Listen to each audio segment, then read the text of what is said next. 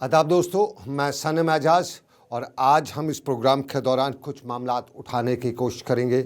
बड़े sensitive issues पे हैं क्योंकि आज 3 बड़े मौके हैं।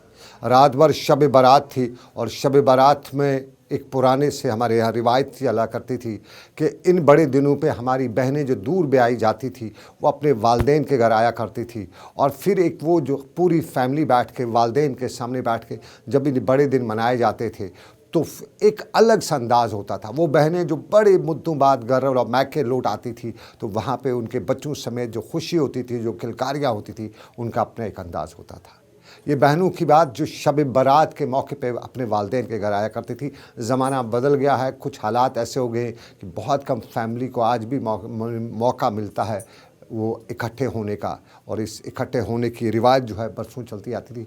बचपन में आज की रात पे चिरागान किए जाते थे, अब वो ज़माने के साथ बदले हैं। और शब बारात के साथ साथ आपको बताएं आज होली भी थी, और होली के दिन पे जिस तरह से जश्न होता है, जिस तरह से वो एक तरह से एक नया अंदाज़ होता है, रंगों का खेल होता है, वो भी अपनी एक नई तरीके की एक साल में एक मौका आता है जब अपने आप को एक्सप्लोर किया जाता है, दिखाया जाता है। भाईचारे की रिवायतें भी इसमें देखने को मिलती हैं।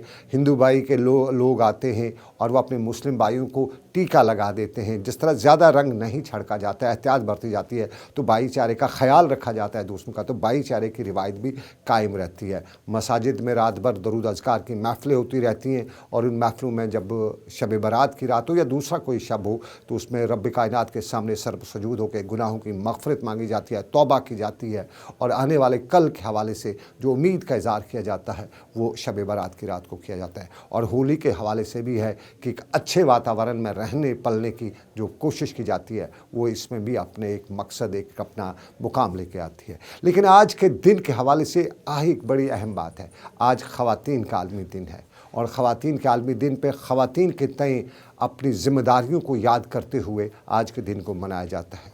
हमारी ख़वातीन की तय कितनी ज़िम्मेदारियाँ हैं, क्योंकि बिना ख़ातून के हम मुकम्मल क्या, हमारा वजूद ही नहीं है। वो ख़ातून ही है जो माँ के रूप में हमारे साथ आती है और हमें जन्म देती है, एक नई दुनिया में लाती है। दुनिया में लाने का जो पहला सहरा है जो हमारी माँ के नाम जाता है वो ख़ातून ही होती है। और फिर ये ख़ातून सही अपनी कोख से लेकर अपनी गोद तक जो तरबियत करती है, उस तरबियत का खमियाजा या उस तरबियत का फल हमें ज़िंदगी के बाकी में मिलता है। और जितनी माँ ने खूबसूरत तरबियत की हो उतनी ही खूबसूरत ज़िंदगी हो जाती है।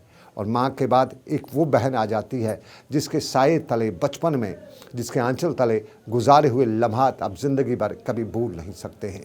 ये 2 पड़ाव एक बहन के, एक माँ के रूप में ख़ातून के होते हैं, और तीसरा पड़ाव जो है वो एक बीवी के रूप में आता है, शरीक हयात। और शरीक हयात में हर दुख दर्द में शरीक रहना ये ख़ातून ही है। और ये ख़ातून वो बीवी के रूप में आती है कि जब आप शाम को थोड़ा दफ्तर से लेट घर पहुँचें तो आपका इंतज़ार रहता है, उसने तब तक कुछ नहीं खाया होता है जब तक ना आप घर पहुँचें, और उम्मीद उसकी यही रहती है कि मेरा शौहर जो है वो बाहर है, वो आएगा तो मिल के खाएंगे। तो वहाँ पे मोहब्बत करने वाली ये ख़ातून है, नाम उसका बीवी है। और उसके बाद एक चौथे रूप में आपके यहाँ ख़ातून आ ही जाती है, वो बेटी के रूप में आती है। कितना मुक़द्दस, कितना अजीम रिश्ता होता है बेटी का, ये शायद वही जानते हैं जिनके घरों में बेटियां होती हैं। बेटी के आने के बाद दुनिया बदल जाती है, एहसास आ जाता है, और एहसास जो खिलंद्रापन जवानी का होता है बेटी के आने के बाद ही एहसास से वो हम कह सकते हैं कि ज़िंदगी आ जाता है। और फिर बेटी की वो बचपन की खिलकारियाँ, और उसके बाद अब बेटी जब जवान होकर मैदान में आती है तो उम्मीद रहती है, और उम्मीद के साथ साथ आसरा भी रहता है, और ये बेटी के रूप में एक वालिद का आसरा होता है। लेकिन जम्मू कश्मीर में ख़ातून के तय बहुत सी कहानियाँ भी हैं, बहुत से मामलात भी हैं, और इन मामलात में डोमेस्टिक वायलेंस भी है। ये डोमेस्टिक वायलेंस से कोई इनकार नहीं कर सकता है। जहेज़ की लानत भी बढ़ती हुई जा रही है, उसमें कोई कमी देखने को नहीं मिल रही है। अगरचे हम पढ़े लिखे हैं, हम बहुत ज़्यादा आगे बढ़ रहे हैं, तरक्की कर रहे हैं, दावे कर रहे हैं, लेकिन आज भी ख़ातून के तय जहेज़ की लानत बराबर बढ़ी हुई है। और जहेज़ के बाद एक और मुसीबत हमारे जम्मू कश्मीर में ख़ातून को आई है, वो कश्मीर के हालात की। वो बहन सुबह सुबह, वो माँ, वो बेटी, वो बीवी सुबह सुबह से लेकर शाम तक परेशान रहती है कि मेरा शौहर, मेरा बेटा, मेरा भाई बाहर जा रहा है, तो हालात की मार किस तरह से पड़ने वाली है। कश्मीर के हालात की मार, जो हमारे यहाँ सोसाइटी की मार में जो हमारे यहाँ कश्मीर कश्मीर में चल रहा है, उसमें डर रहता है खातून को, और उसका माँ का ब्लड प्रेशर चढ़ा रहता है, बीवी का दिल पूरा दिन इससे ही धड़कता रहता है, और बहन के रूप में सारा दिन परेशान रहती है कि भाई निकला है तो किस तरह से आएगा। और उसके बाद जाना की कहानी भी बहुत से लोगों को याद होगी, मेरे गांव की है, कहीं दूर की नहीं है। और कश्मीर के इन 30 सालों के हालात में उसका शौहर भी, उसके बेटे भी इन हालात का शिकार हुए हैं। और आज भी वो श्रीनगर की प्रताप पार्क में हर महीने के बाद एक बार आती है और बताती है कि क्या उसके उन लोगों को ज़मीन खा गई, आसमान निगल गया। ये सिर्फ एक जाना की कहानी कश्मीर की नहीं है। बहुत सी ख़वातीन आप अक्सर देखेंगे 10 तारीख को श्रीनगर की प्रताप पार्क में वो आती हैं, बताती हैं कि हमारे लख्ते जिगर थे, वो कहाँ गए। तो ये माँ, ये बेटी, ये बहन, उसी के रूप में एक और कहानी उसके नाम उसको चढ़ी जाती है, उसके ये कह सकते हैं उसको डराती रहती है। और ये डराने वाली कहानी हर माँ बहन के लिए है। माँ थोड़ी कमज़ोर होती है, खातून, हर खातून थोड़ी कमज़ोर होती है। वो कमज़ोरी उसके स्टमना में, उसके क़ुव्वत बर्दाश्त में होती है। और उसकी सबसे बड़ी वजह यही है, ख़ास तौर पे कश्मीर की, जो कश्मीर के हालात हैं। और इन हालात में माँ के तय, बहन के तय, खातून के तय हमारी जो ज़िम्मेदारियाँ हैं हम कितना निभा पाते हैं, शायद हमें उसका एहसास भी है, हम जानते भी हैं, लेकिन सब जानते समझते हुए भी हम वो नहीं कर पाते हैं।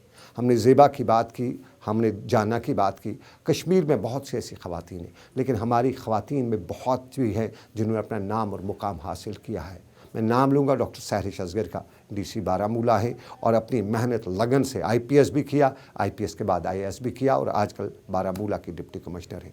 शीमा कस्बा का नाम भी हमारे यहाँ हर ज़ुबान आम पे है, और अक्सर बच्चियाँ जो हैं वो अपने आप में शीमा को भी देखती हैं, उनको रोल मॉडल मानते हुए समझती है कि अगर मेहनत की जाए तो कुछ भी किया जा सकता है। शीमा कस्बा आईपीएस ऑफिसर हैं, बारामूला में आज, हंदवाड़ा में आजकल तैनात हैं। और फिर उसके बाद एक और लॉट भी आती है, और उस लॉट में मंशा बेग का नाम हो, या बहुत सी ऐसी लड़कियां हैं जिन्होंने मेहनत की है, जिन्होंने अपने आप को मर्दों के मुकाबले खड़ा किया है, और आज की डेट में बच्चियां जो हैं, ख़वातीन जो हैं, उनको रोल मॉडल मानती हैं। और फिर नईम अहमद महजूर से हर कोई कश्मीर का बच्चा वाकिफ़ होगा, मर्द क्या ख़वातीन सब नईम अहमद महजूर की वो आवाज़ आज भी सुनती है, जो रेडियो और टेलीविज़न के ज़रिए दुनिया जहाँ की ख़बरें बताते हुए, दुनिया जहाँ के तबसरे करते हुए घरों तक पहुँचाती हैं, और रोल मॉडल है नईम अहमद महजूर। ये कुछ नाम नहीं, बहुत से नाम हैं, सबके नाम मेरी ज़ुबान पे नहीं आ सकते, क्योंकि सबके नाम याद रखना शायद इंसान के लिए मुमकिन नहीं है।